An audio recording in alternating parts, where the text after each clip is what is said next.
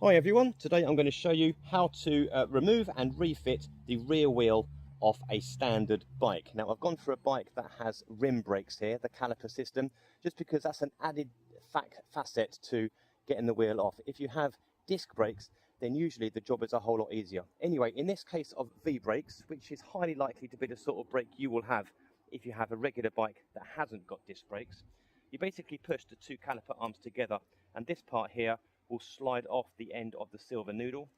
Silver if you've kept it out of the rain, otherwise it'll be rusty. And the two just come apart like that. So again, I can show you in a moment when I put everything back together as well. But the two parts just literally slot on together. I'm trying to do it in a cack-handed way so I'm not blocking the camera. There we go. Wonderful. So once you've done that, that comes off.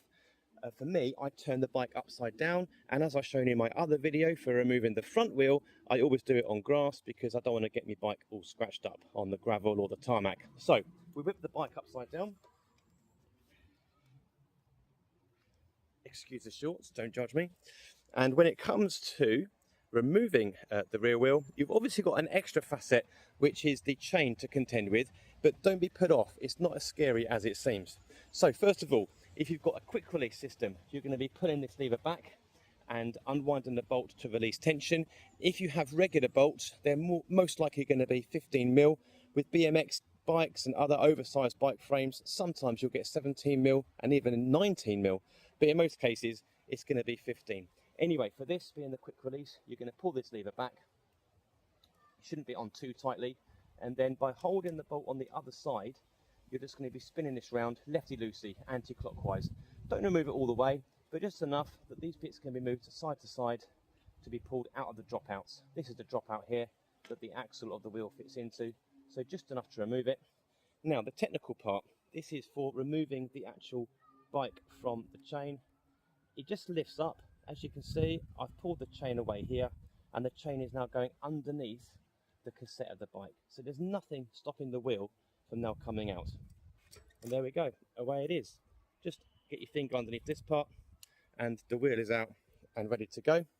In terms of putting back on again, let's lift this a bit higher for you. We're going to lift the top section. So the section that goes over the top of the pedals here, of the chain ring, when you're upside down, this is going to get pulled away. As you can see, there's a bit of tension here for the derailleur arm, which is helpful. And you're basically going to be putting your cassette, the freewheel, where the sprockets are, in between the two parts of the chain. So, wheel's going to go into place, this cassette's going in between the two, and then if you pull the derailleur back a bit, you can just go straight into position, and it should just slide straight in. I'm going to bring the bike around a little bit, or actually the camera, that'll make life a lot easier. And I'm just going to show you again, just slightly from a different angle. Hopefully I won't get in the way of it, but it might just help things a little bit more again.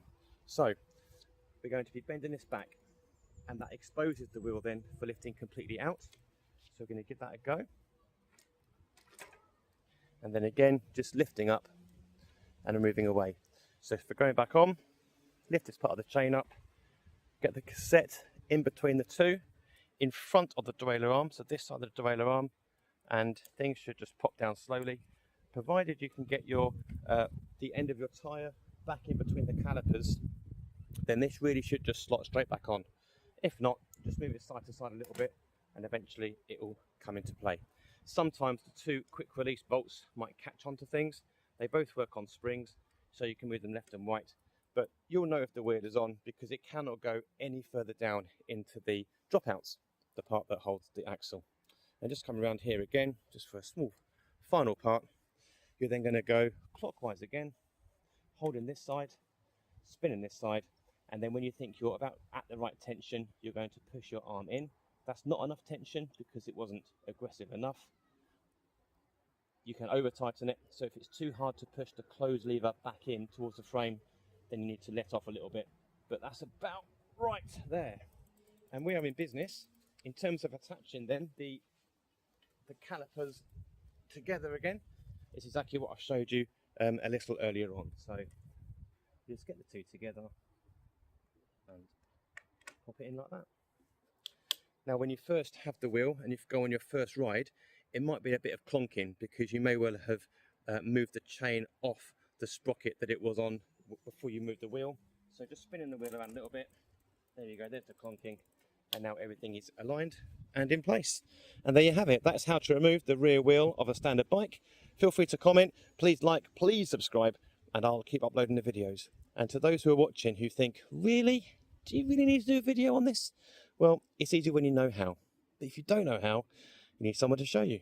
And now you know. Thanks very much for watching. We are job done.